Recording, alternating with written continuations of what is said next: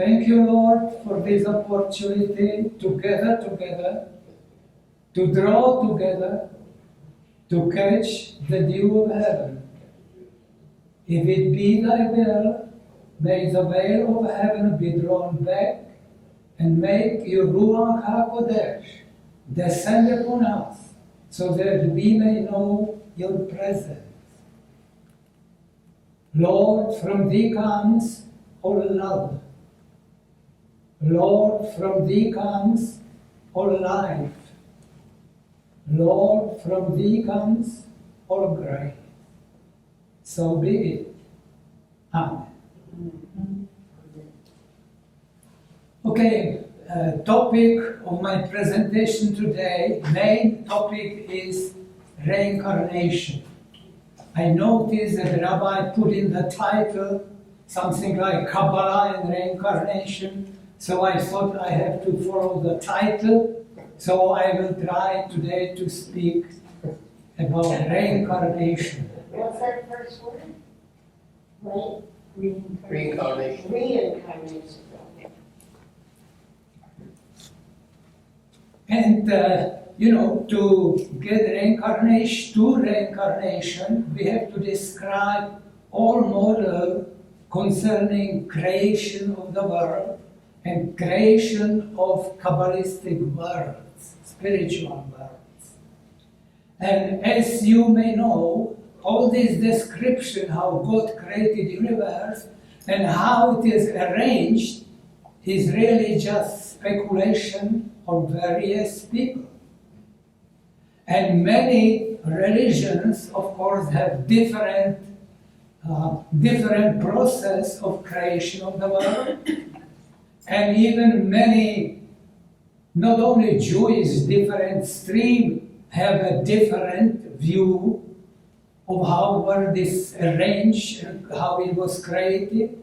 Even Kabbalistic rabbis, each second of them has different an image how things work in this universe, which basically shows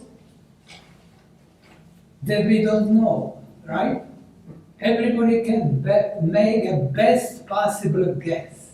You see, in physics, we have saying that all models are wrong, but some are useful. And I believe that applies equally to our image of creation and how universe is arranged. It can be, of course, wrong. Very probably many elements are wrong, but still, I believe it is useful. Useful for our understanding how things may work, and useful for our understanding what we may do, what we are supposed to do. In this sense, I would like to quote Rabbi Sachs. You may know that Rabbi Sachs was chief rabbi of definite part of Judaism in the UK, in Britain, and he died last year. And he said that no religion has monopoly on the truth. He said God talks to Jews through Torah, to Christians through their scriptures, and to Muslims through Quran. He said everybody has a part of truth, and no religion has monopoly on whole truth. Of course, I myself prescribe to his opinion. Of course, he was accused of being heretics by Orthodox rabbi in England, etc. So, we start with Genesis chapter 1 and first sentence. I believe all of you know how first sentence is, what it states. In Hebrew it is Bereshit bara Elohim et ha-shamayim vet ha-eretz. And it is translated in most of Bibles I have seen, both Jewish and Christian. In the beginning, God created heaven and earth. Heaven, by the way, is a spiritual word which is called Beria in Hebrew, from the word Bereshit bara. Bara means he created, and it is from the word of Beria. And earth is eretz in Hebrew is the earth, and in Kabbalah this word, lowest word, our physical word, is called asiya. Asiya word means to do, to make.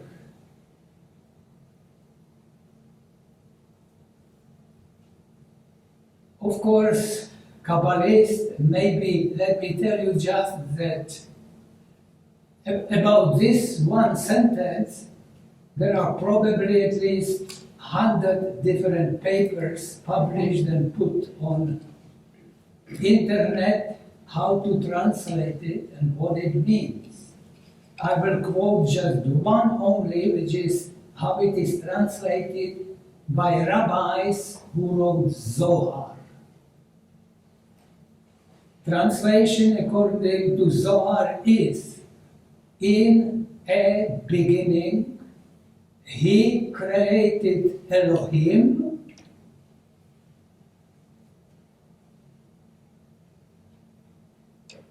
and heaven and earth. So, Zohar said, what is Elohim? Elohim in Hebrew grammatically is plural form, plural masculine. So, Zohar said these are spiritual entities.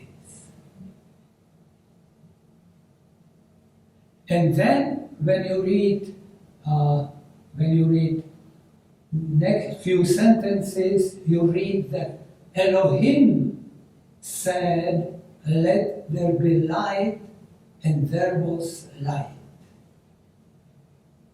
So you notice there is difference. Who is acting in the first sentence?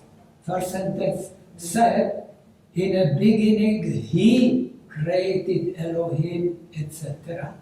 In the following sentences it says, now Elohim created heaven and earth.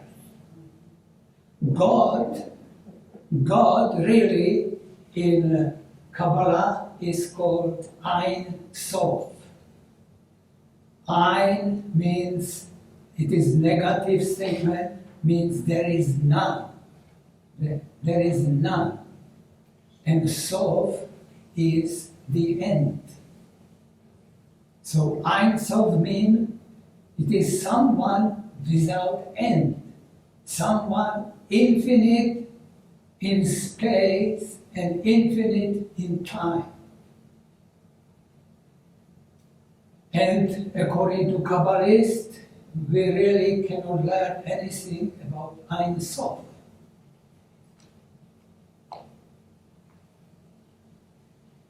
So we have Elohim who said, let there be light. After creating heaven and earth, Ein Sof created heaven and earth, and then Elohim took charge and said, let there be light.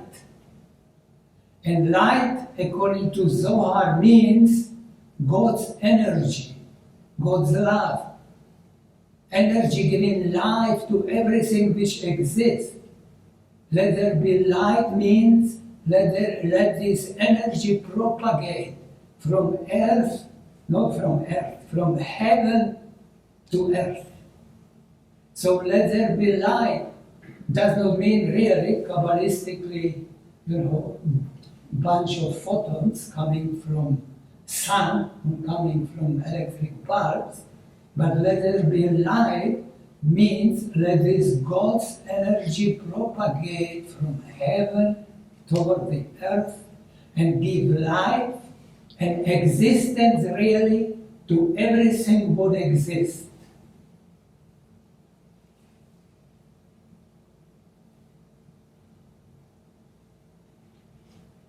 And then, few verses down, God said, and Elohim saw that it was good. It meant that the light was good and whatever was created that was good. So it is important, two things. Elohim said, let there be light, and there was light.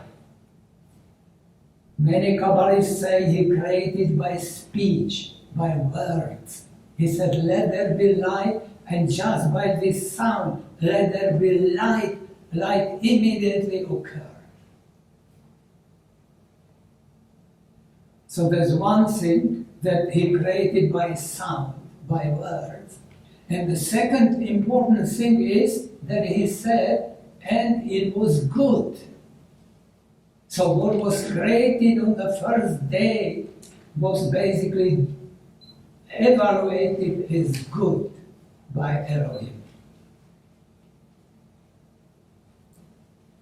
Yes. By saying that it's good, does that also imply that there is something that isn't good? Well, on the first day there was only good. But the creation is something good. I mean, I'm just wondering if there's not. It will come in the second day. Oh.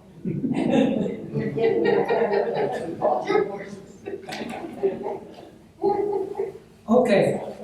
You see, there are many commentaries on Torah. You may know Rashi, you may know Ramban, Bakia, etc. Many rabbis wrote commentary on Torah, but most of them skip almost completely the second day.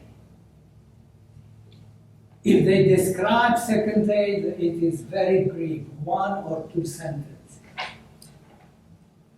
And I found statement by Ramban, by Nachmanides, who lived about 50 years after Maimonides, and he was really very much in opposition to whatever Maimonides was teaching, but I still like his comments on the second day. He said, second day is a great mystery. That's not all. He said, those who knows are not allowed to reveal it. And those who don't know are not allowed to search for it. It was second half of the 13th century. So it was like how many? 700, 800 years ago. So I believe that today's situation is different. Mankind has evolved into a new stage where they were not in 1300. And because of that, it is, I believe, useful to find out what happened on the second day. So on the second day, Elohim says, let there be rakia. Hebrew word is used is rakia, which usually people don't know how to translate it.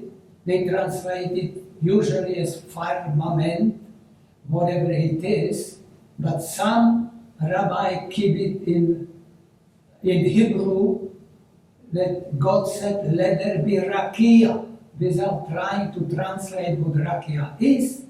But he said, Elohim said, let there be rakia, which divide water from above, rakia from water below,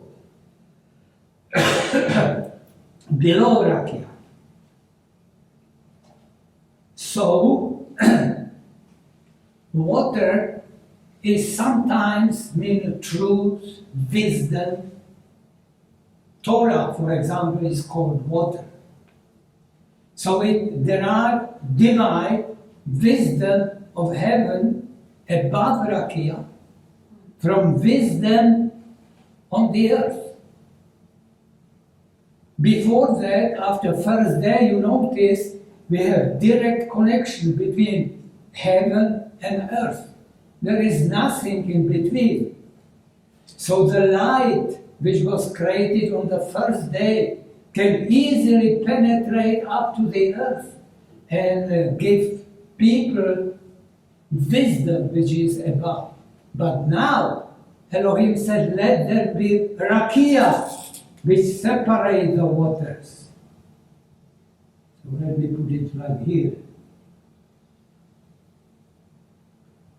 So this is called rakia.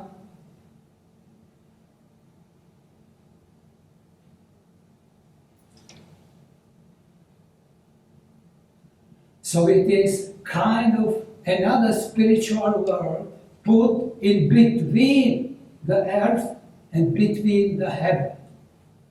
And this earth is called in Hebrew, in Kabbalah, Yetzirah.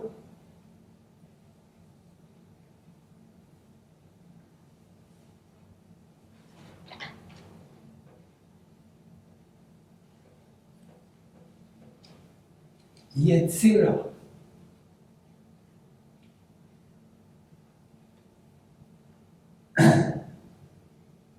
And what it says also in your Bible on second day, it does not say Elohim said, let there be rakia, and there was rakia.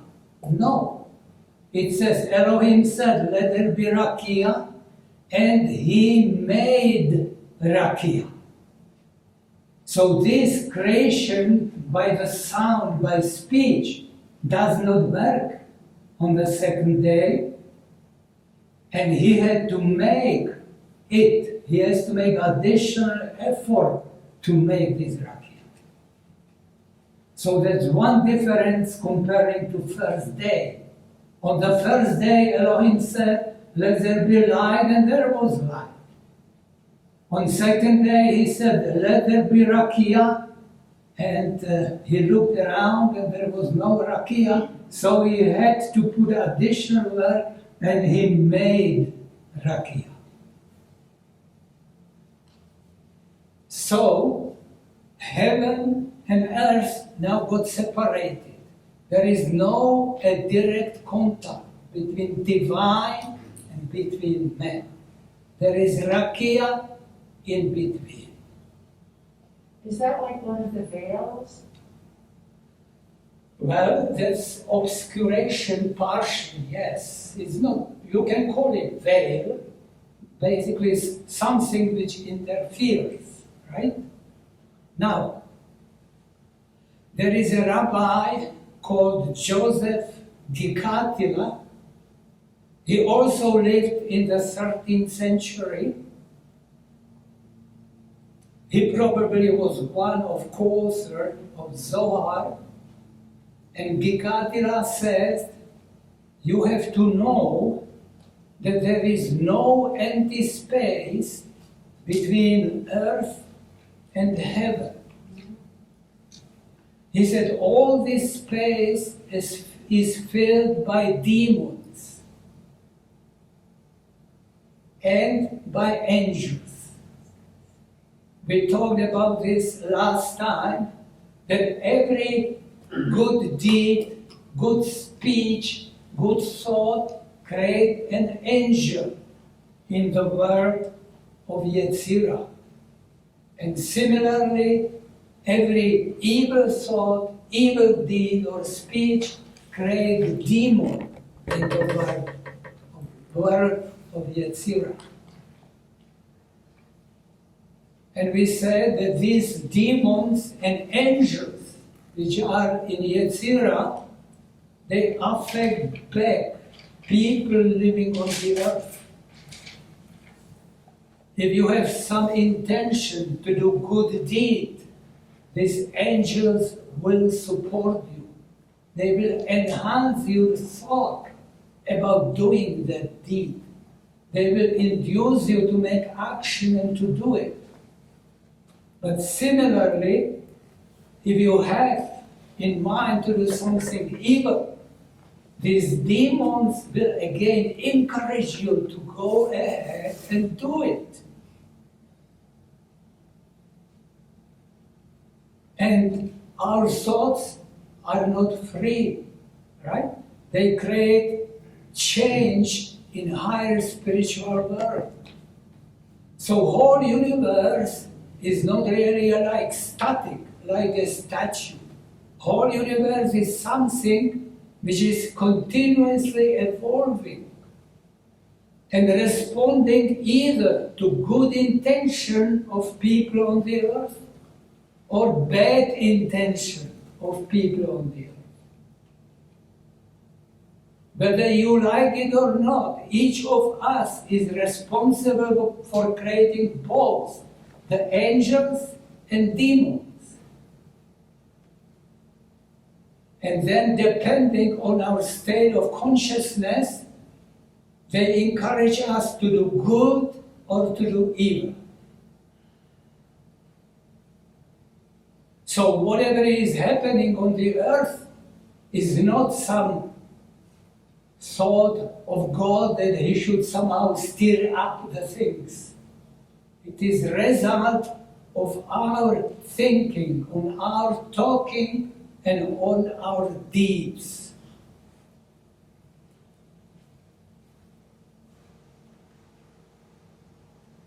Now, I said that there are angels and demons in Yetzirah created by man.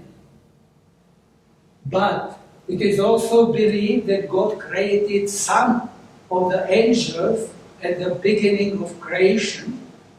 So it is very possible that here are man-made angels as well as some angels created by God. And one thing more, when we will be talking about soul of man, we will see that after man dies on this earth, in the world of Asiya, after his physical body dies, then his soul goes into, some Kabbalists call it, world to come. Ha'olam, world, haba, to come. The world to come. And this world to come, according to Kabbalah, is really this word of Yetzirah. So in Yetzirah we have man-made angels and demons. We have here angels created by God, and also we have here souls of people who die and who have not completed purification of their soul, so they don't go to heaven when they die, but they go to the world of Yetzirah, and here they wait for the next incarnation. So if somebody managed in his lifetime to completely purify himself, then he become high order of tzaddik, righteous man.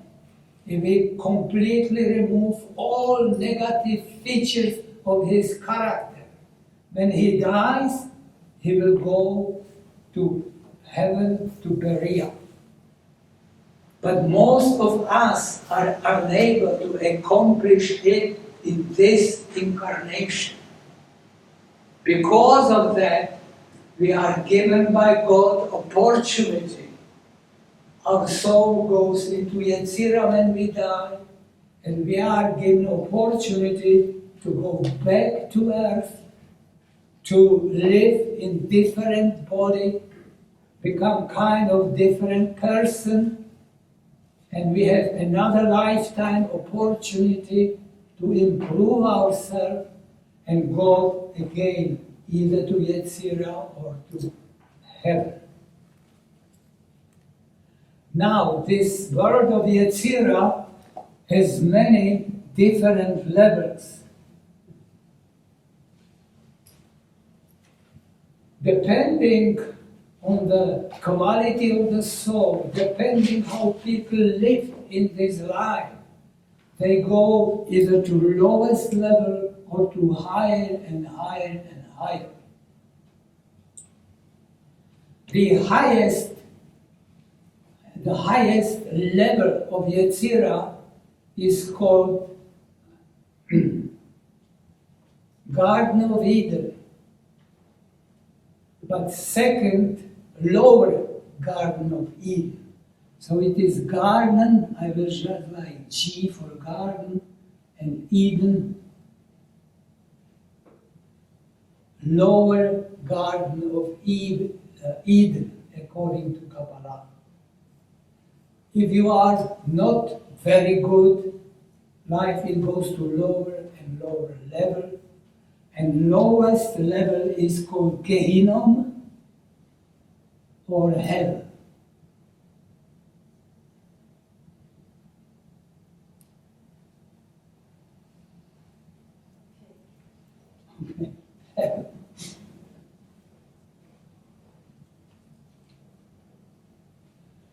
So, various religions has different morals, right? Christians say that you have only one life on the earth, and after that you go either to heaven or you go to hell forever and ever. Nothing like that exists in Judaism. If you go to hell, it is for purification of your soul, and it is only for a limited amount of time. After soul basically rectify these bad deeds by being sorry for them, bad deeds it did in the life, so then the soul can go from hell into higher level on higher level. Some rabbis teach that in the world that you can do good deeds only on the earth. You cannot do good deeds in world to come, in Yetzirah. But I don't believe that. I believe to those who say, even in Yetzirah, you can learn and you progress from level to level going up. In Yetzirah, various levels, some rabbis said you are there to enjoy revolt for good life, so you are just bathing in the light of the God, etc. That's, according to my moral and moral of many rabbis, it's incorrect. People sweat in Yetzirah even more than we sweat here. There will be full of actions. You will get various tasks. You know that each of you has a guardian angel, right? Guardian angel may be just soul, previously living as a human, now being in Yetzirah, and is given task to watch over you. He cannot hold you by hand, but he can inspire you and warn you if you intend to do something wrong. He can give you some feeling that it should not be done, etc. So, these human souls in Yetzirah, they will full schedule of tasks. And as they accomplish those tasks, they progress to higher and higher level. And then when they incarnate back on the earth, they are already in higher spiritual state. They may be very bad, they may be criminals who go to the hell, right? After some time, they pay for their bad deeds by being sorry,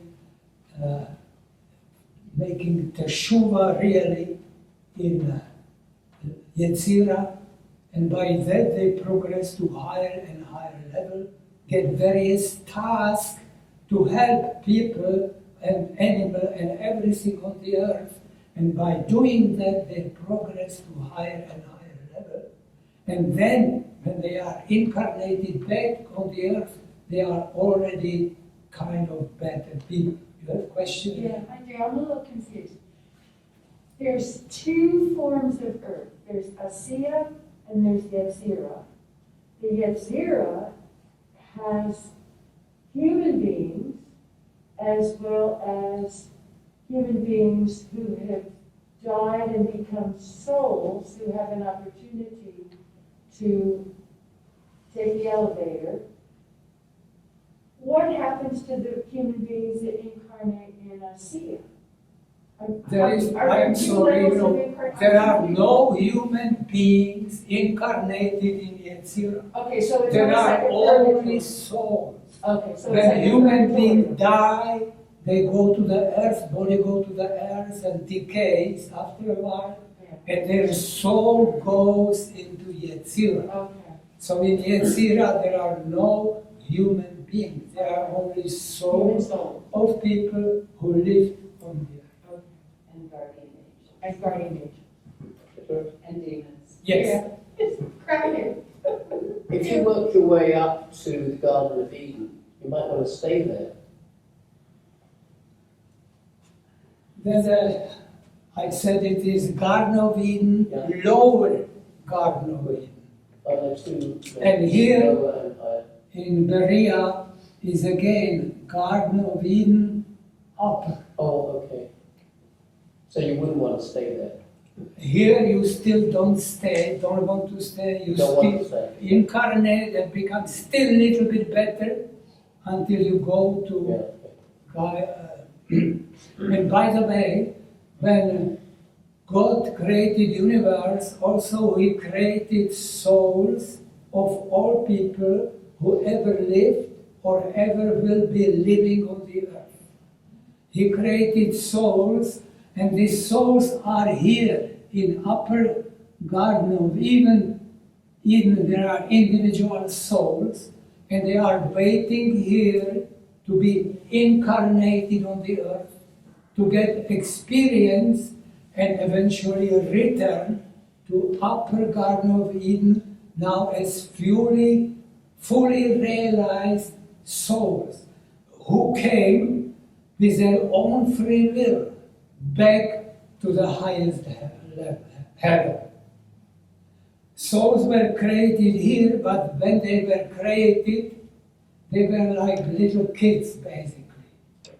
They were no experience in making decisions, no experience of good or evil. They just had a God nearby. It was like being, a little baby in warm room in the crib and getting food wherever you want, etc.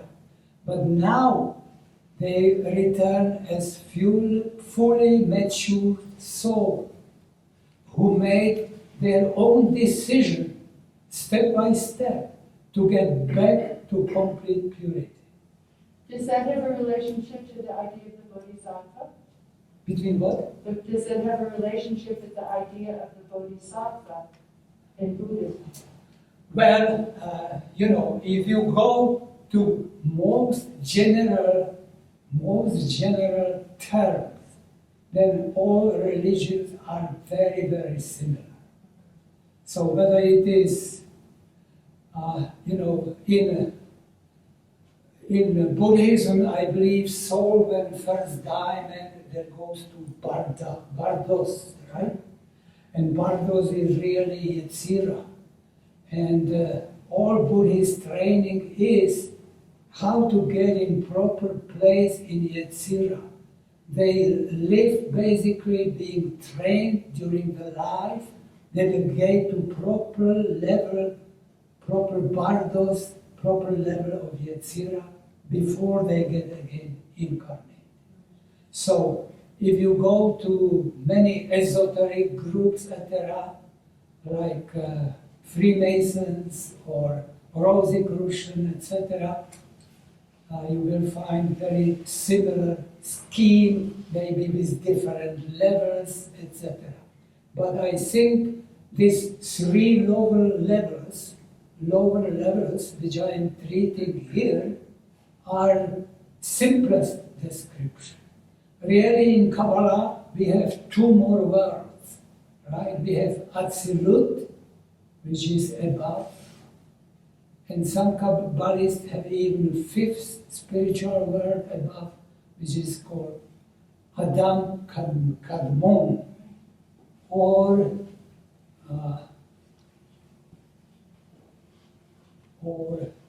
Adam Kadmon probably is the best. And according to, again, Kabbalistic tradition, when Adam Kadmon, which is like primordial man, was created, that his soul consisted of all soul of all people who live or ever will live. They were all part of the soul of Adam Kadmon. He is also called Adam Harishon, first Adam. And they say that Adam disobeyed God. His soul was split into 600,000 individual souls. And those souls again split later, and for current 7 plus something billions of souls living on the earth. Yes? Is there some point where a soul has a choice whether to reincarnate or not? Or is everyone in service to God? They say that partially soul has to have desire to get incarnated. Soul has to have desire. So soul has something to say about it, right? If soul does not have the desire, it probably stay for ages here. But if soul feels that it wants to rectify some crimes which was committed in previous lifetime, so soul will have desire to come back and improve it. So then, when soul has desire, and when it is according to God's plan, those two things, then soul get incarnated. Some people believe that there is a path of karma, like in Hinduism and Buddhism. And some interpreted that if you kill somebody in this life, you will get incarnated again, and you have to get killed, basically to pay for what you have done before. But again, this is wrong, this is incorrect. If you killed somebody, let us say, what happened in next incarnation, the person can be mother, and person who got killed can be her child. So that this hate which existed before now is changed into love, because mother now loves her child. So for hate, you can repay with love in next incarnation. It is not true and it is wrong that if you committed a crime, crime has to be committed on you. It does not work like that. And what really counts is that love overrides everything. So there will be a situation when love will develop to correct hate which was there before. Yes? Same question. So, if the soul intentions are to purify, and they make it back to Berea, then what happens? Well, it says, rabbis say that souls have always a choice. If they go back to Berea, they can really pass there. I don't know that, okay? And I believe also other rabbis don't know. But they say soul can stay there. I believe if it is that soul decide to stay there, I am sure nobody can rotten them. they will get again tasks which they have to fulfill. But the soul has a choice, either stay and work from highest level in collaboration with one of the Elohim, or they can choose incarnate back on the earth to help people on the earth. Even if they are completely pure, their soul, they can come back if they decide that for them, if they have inclination to help people on the earth rather than work on formation of the clouds, etc. Yes, Okay, so humans have souls. Do angels have souls? And can human souls become angels? Or well, vice again, versa? this is speculation. According some, you say what you say is correct. Some even Kabbalists teach that, rocks in the next incarnation become plants, plants become animals, animals become humans, and humans become angels, etc. Some, of course, don't believe that. And I can tell you truth, nobody knows, right? It is just, as I said, we have definite moral, and all morals are wrong, but some may be useful. All morals, according to me, I don't care whether there are 3 spiritual worlds or 7 worlds like some others have, etc. It is irrelevant. What is important is that it induces people to try to become as good as possible. That they try to eliminate from themselves all these negative features which we have, like jealousy, envy, anger, grabbing things, etc. So as long as any model lead people to that, I believe it is useful. Even not all models can be correct because they have different elements, etc. So in some elements I am sure that all models are wrong. But as long as the final product is to induce people to recognize God in some form and try to improve themselves, I think all those models who are wrong still are useful. Like weather, numerical weather prediction, how many times they are wrong, right? But they are still useful.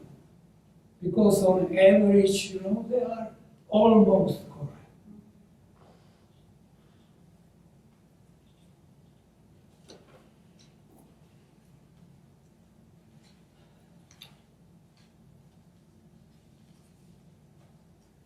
Okay, I gave you homework, you remember last week? And I am sure that everybody did it, so congratulations. Nobody got angry for more 7 days. Right? Nobody felt any anger within themselves. That's good. So congratulations. And those people who were not here last time, they have their homework for the next week. Watch yourself carefully. Don't allow yourself to get angry.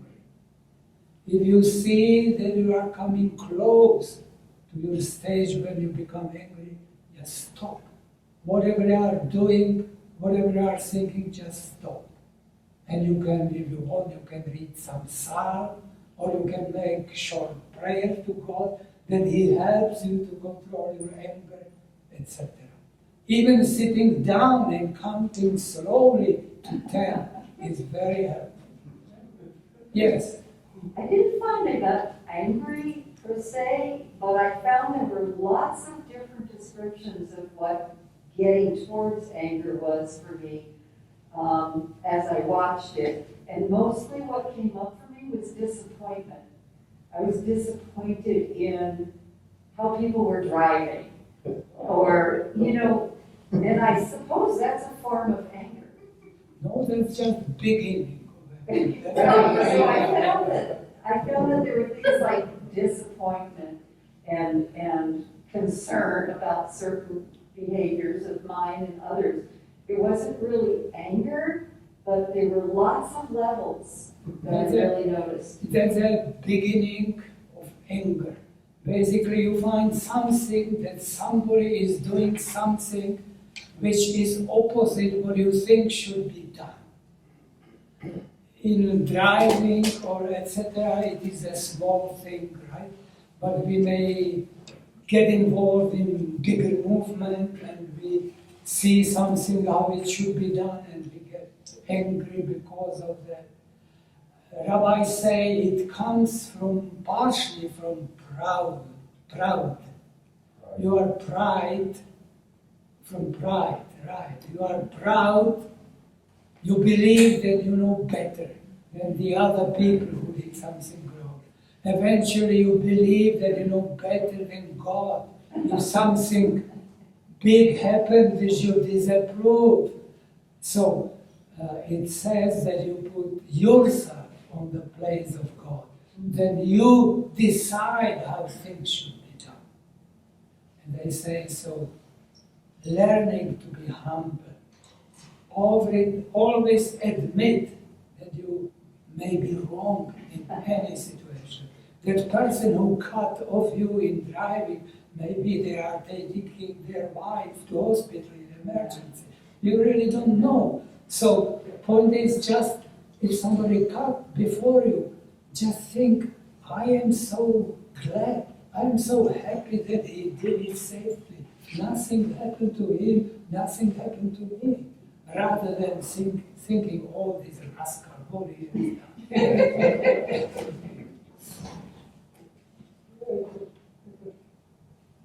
So, and I will give you also homework for the next week. You know, one thing which rabbis say we are almost all of us guilty is useless talk. Not only gossip, not only slander, but any useless talk. That we try to entertain our neighbor or ourselves by talking. I said that's bad habit and habit which we should eliminate as much as we can. So please, for the next 7 days, this is last homework because it will be last session, number 4. So try to watch yourself and try to catch yourself when you talk uselessly. It's of course your judgment what is useless and what is useful, but basically you will feel it, you will find out what is useless talk. So try to eliminate that.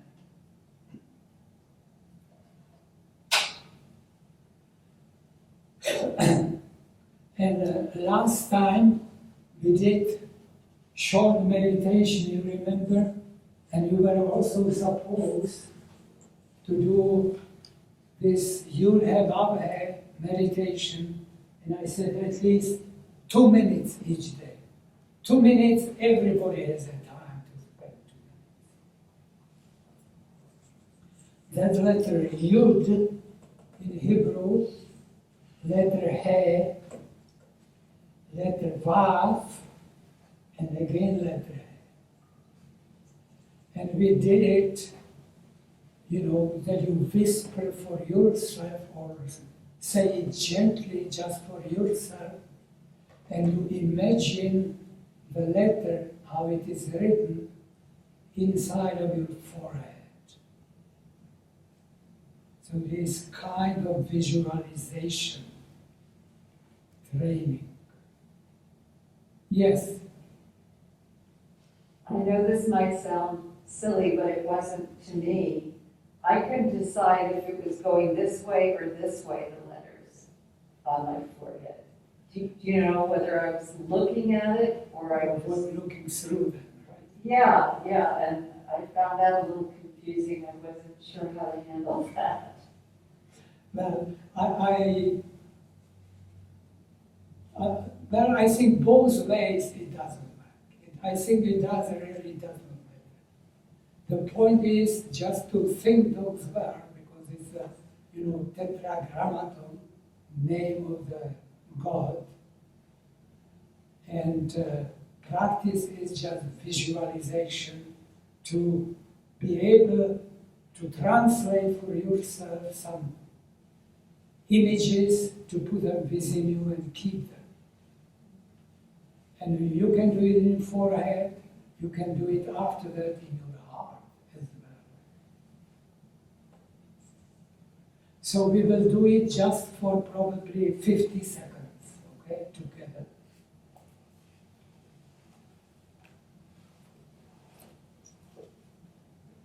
So sit quietly, close your eyes, and imagine you.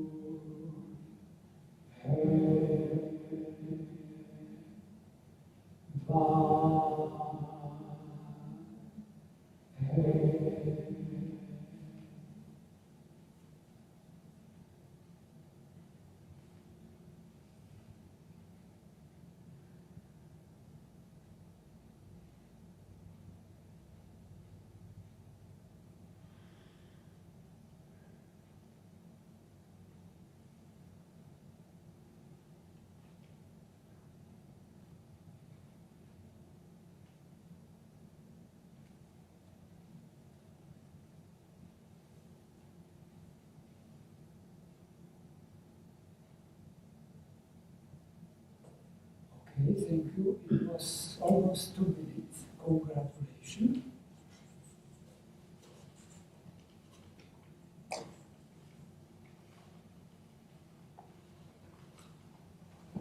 Now, one more meditation exercise, and I will give you some papers. Which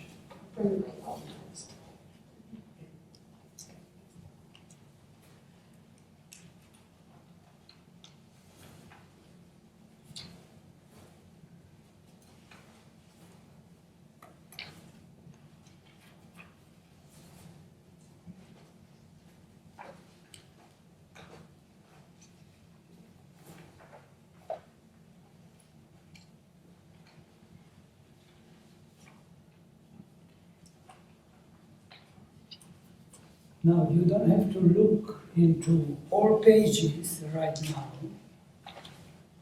Just look into the last page, the last page of the bottom part, which said meditation.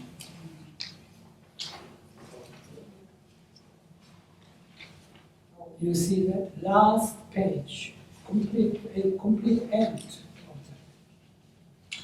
You just take it as I gave it to you and take it upside down. Last page. You see the meditation, right? Okay. And there are 5 names written. Starting at the bottom is Adonai. After that is El Shaddai. After that is Hashem. Hashem stands instead of Yud He Vav He, because in Jewish tradition We don't pronounce Yod Aleph. After that is Elohim, and the top is Ehyeh. Adonai means my Lord. El Shaddai means Lord Sustainer. Lord will provide us water, food, clean air, etc. That's El Shaddai. After that is Hashem, which is very often identified as personal God of Jewish people.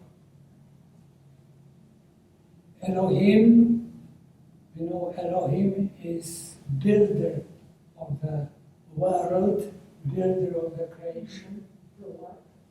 Builder, somebody who built the universe.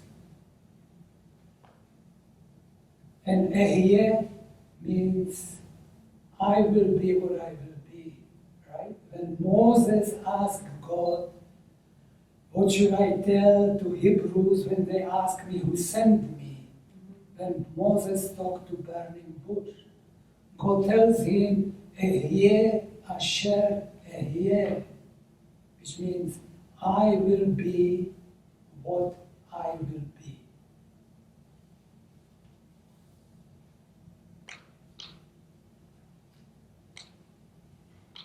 And this is meditation when we go in our concentrating on our spine.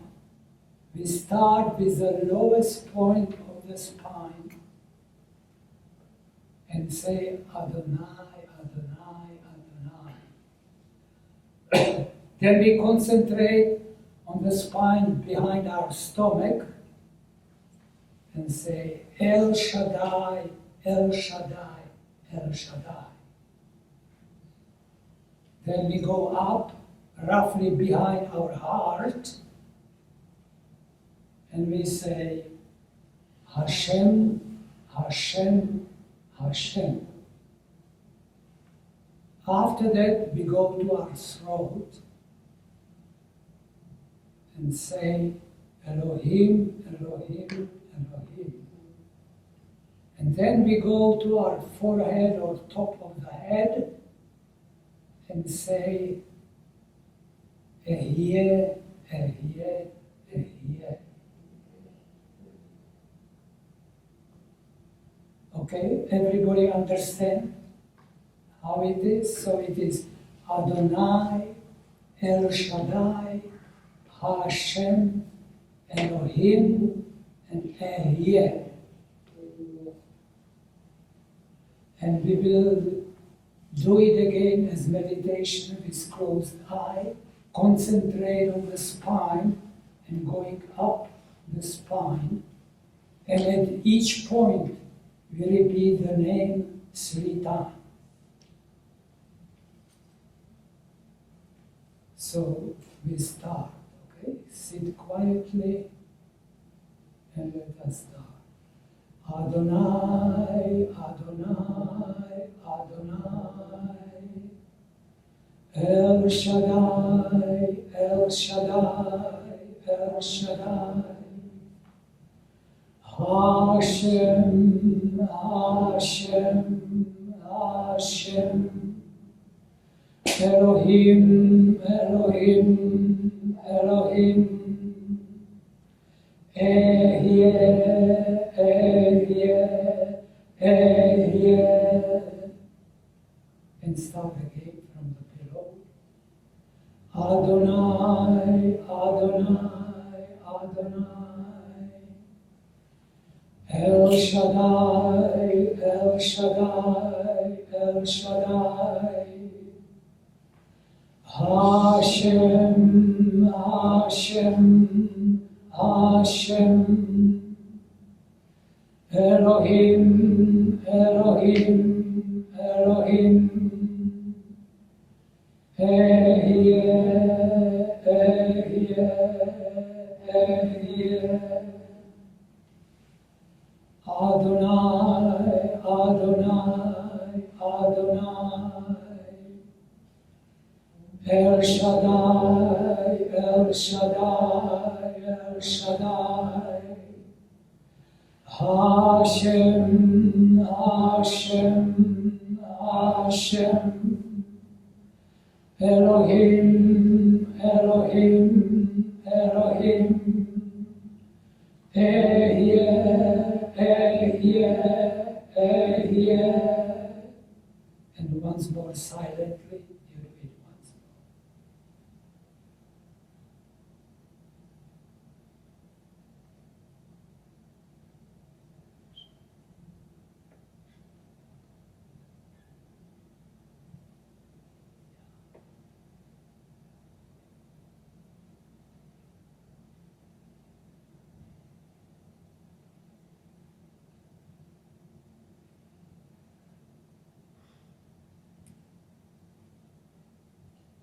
more. Okay, thank you very much.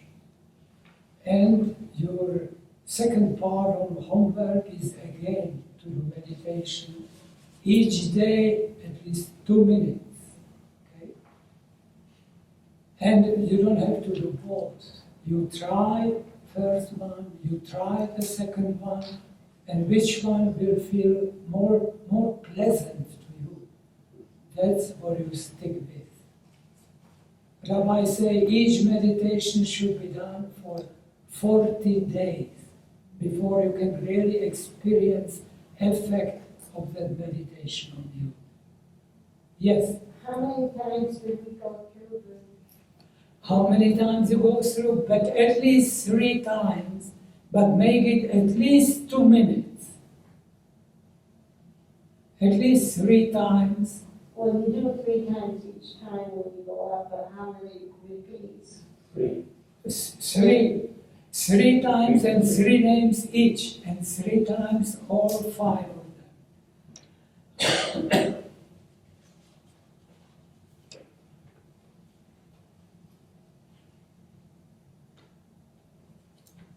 I missed last week. Do you have handouts from last week?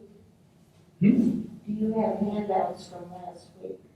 From last week, no. It is still there. Everything is together on that which you have. Okay. If you notice, it starts with these 10 basic principles of Kabbalah, etc.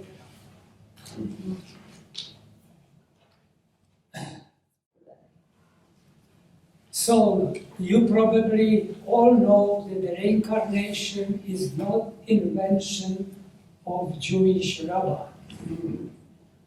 Reincarnation existed for, I would say, probably 4,000 or 5,000 years, from 4,000 or 5,000 years before present, especially as a part of Eastern religions. In Judaism, the first time reincarnation is mentioning is in the booklet called Sefer HaBihar, or HaBahir. And HaBahir means illumination. So it is book of illumination. Similar like Zohar is a book of radiance. So Bahir is illumination. And it is mentioned there not really in any pedagogical way, like to explain what it means. It is mentioned there assuming that everybody knows what reincarnation is. And then in Jewish tradition, reincarnation was, this Sefer HaBahir was published first time in 12th century in southern France. It is a group established especially by Isaac the Blind.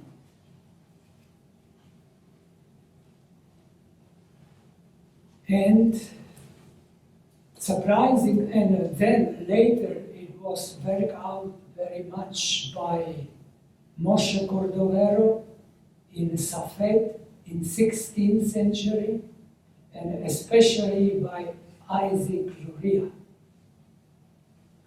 Now, up to and including Cordovero, it was very simple idea of reincarnation, that the soul basically is reincarnated in different bodies until it sufficiently purifies itself and goes to higher levels.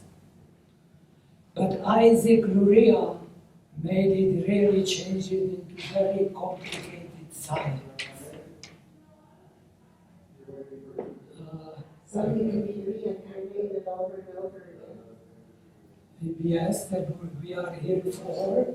If you are pure already, almost completely pure, maybe you will not have to reincarnate. But, Torah says that God carries good deeds of men up to 1,000. Some people say 1,000 years, but Rabbi said up to 1,000 incarnations. So it means that if we are on the way up to become better and better in each incarnation, we have up to 1,000 incarnations ahead.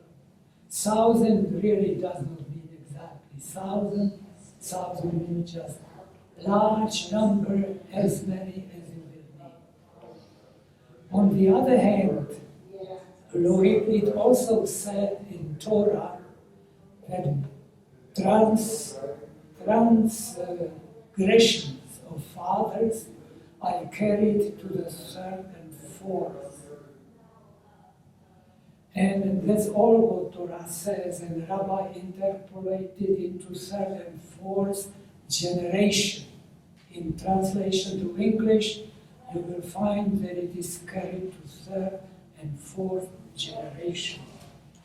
But Luria said, interpretation is that transgression of man carried up to third and fourth incarnation. If you go down, instead of up with your life, as you become worse and worse rather than better and better, then Isaac Luria says after 3 or 4 incarnations, soul of man is then incarnated into the lower level, either into animal or into plant or even into a rock. And then human souls stay there for a definite period of time as a punishment, really. Soul is sorry because if it is animal, he sees how everything is happening. He has consciousness, human consciousness, but it cannot express it in any way. So souls suffer tremendously. And when it suffers enough, then it incarnates again as a human being and given opportunity to progress forward. And surprisingly, reincarnation in Christianity occurred even in writing like almost 1,000 years before it appears in Judaism. There was not a rabbi, but there was a Christian teacher named Origen of Alexandria. He was born in year 165 and died sometimes in the middle of the 3rd century. And he taught reincarnation as Christian doctrine. And everything was fine until some congress in the year 300, when they decided to excommunicate him and burn all his writings. Apparently some were preserved, at least in criticism when other church father basically attacked him for that teaching of reincarnation. So from that we learn that he was there and taught reincarnation. reincarnation. And if those of you who are familiar with New Testament, with Gospels, you can find their occasion when Jesus and his disciples, they meet a blind man. And they learn that the man is blind from his birth, from the time he was born. And Jesus' disciples, they ask him, who committed sin, his parents or him? Now, if there is no reincarnation, how he could commit sin, right? He was born blind, so how he can be punished for his sins? So from that, one can deduce that there were teaching that Jesus was probably teaching himself reincarnation.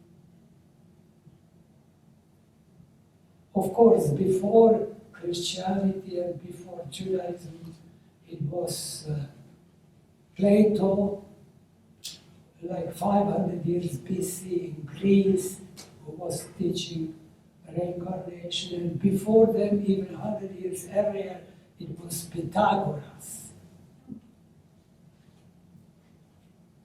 So I don't think that we have to pretend that it was revelation given specifically to Jewish people. It is obvious that there were contact between Jews and people from Far East, from India, and contact between Jewish people and philosophers in Greece, etc. So again, it shows that many different religions, many different philosophy, they learn from each other. So that our current system basically is based on global evolution. There is nothing that one country or one state developed something. There is always contact between various people and they learn from each other.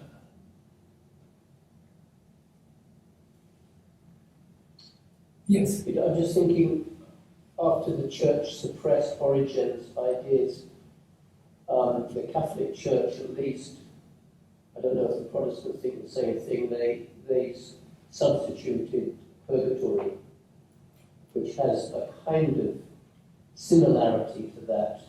I think Catholicism is the same, and I believe, as far as I know, all Christians are the same. Yeah, So yeah. the hell, and if somebody is supposed to go to heaven, but he is not completely pure, who go to purgatory and spend time there. In the paper which I gave you, let me see.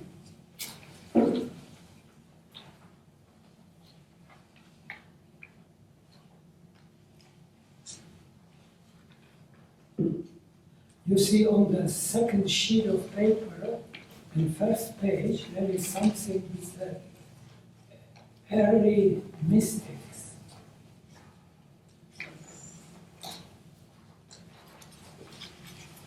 I myself, find it very interesting that these early mystics in the probably 2nd century or 3rd century, 2nd and 3rd, occurred simultaneously in Judaism, in Christianity, in Muslim, and very probably in Chinese and Indian religion as well.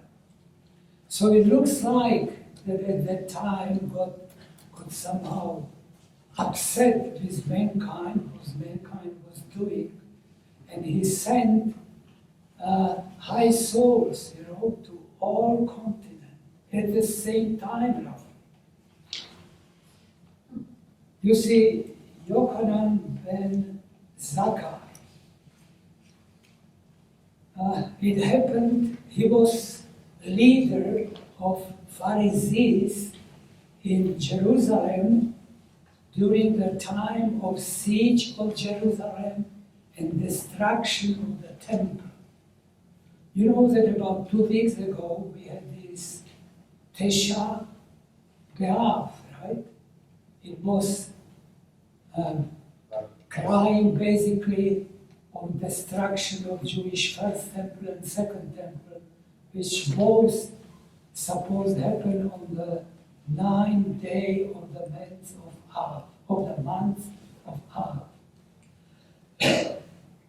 At that time, in the Jewish community in Jerusalem, there was big infighting between Jews. There were Sadducees, there were Pharisees, there were Zealots, and they were fighting for influence, and even more, they were killing each other. Within 2 or 3 years around that time, two high priests were murdered. Within 2 or 3 years, not by terrorists from outside, but by Jewish terrorists, by these zealots. And what year was that? What year? It is slightly before the year 70. It was like 65 to 70. And there were even 3 fractions of zealots who were fighting with each other, again killing each other and destroying each other's food supply. They burned other groups' food supply.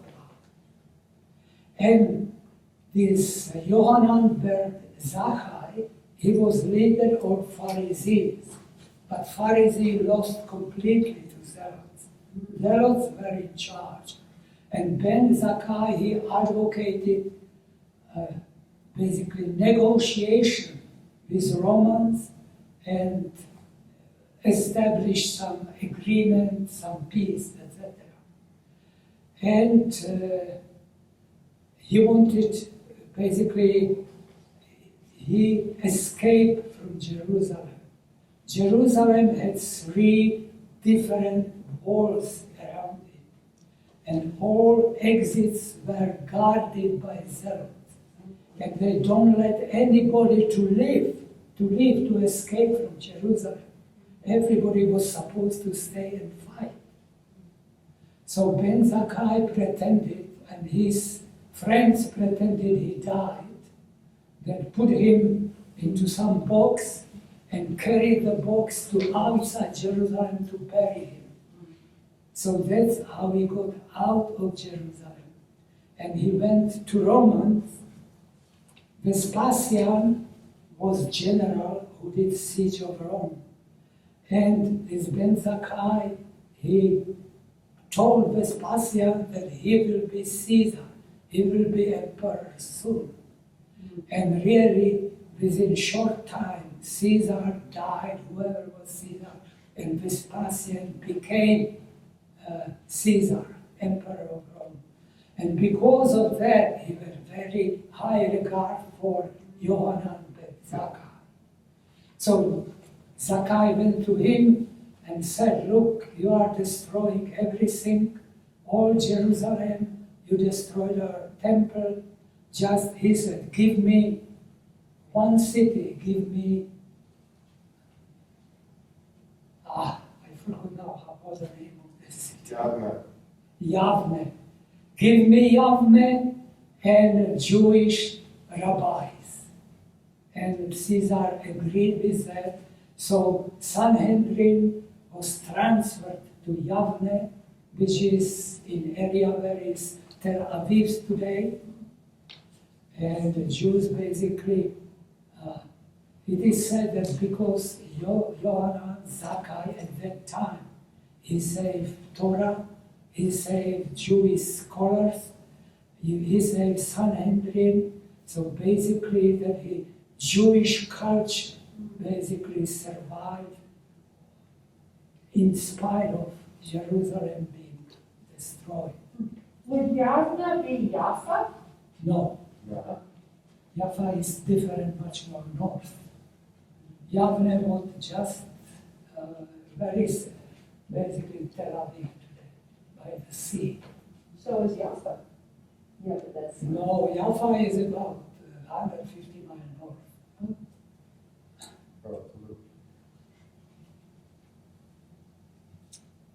And, you know, this Yohanan ben Zakkai, he was really great mystic and great rabbi.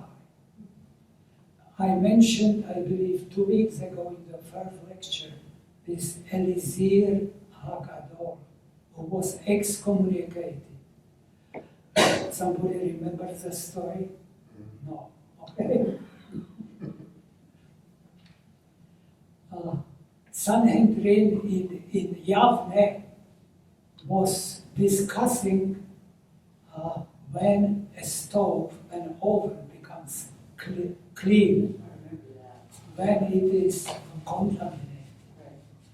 And there was disagreement between Elazir, who was student by Yohanan ben Zakkai, and the rest of the rabbis.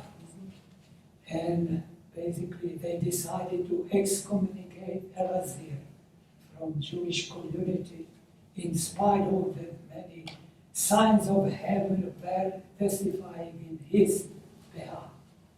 So that basically vote of the rabbis from that point counted more than somebody intuition and voice from heaven. So this Yohanan ben Zakkai, he had a student, many students. One of them was Rabbi Elazir. And again, Rabbi Elazir, he was rabbi and teacher of Rabbi Akiva. You probably may know or not that Akiva was one of most famous Jewish rabbi in that area.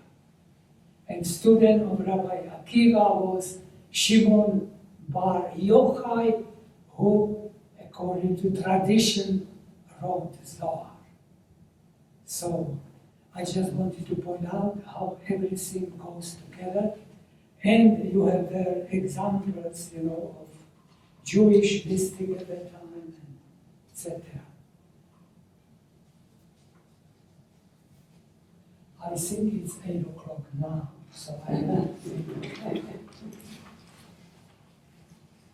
So I am glad I managed this time to give you these few papers. Of course, last time I forgot to give it to you. There are still few things I should mention. I will go to that probably next week. So, Lord, we thank you for this opportunity to gather together and to exercise our little brain, start trying to understand your actions and your creation of this universe and our task in it. Lord, we thank you for your blessing. Amen. Okay, thank you everybody. Thank you, Petr. Thank you.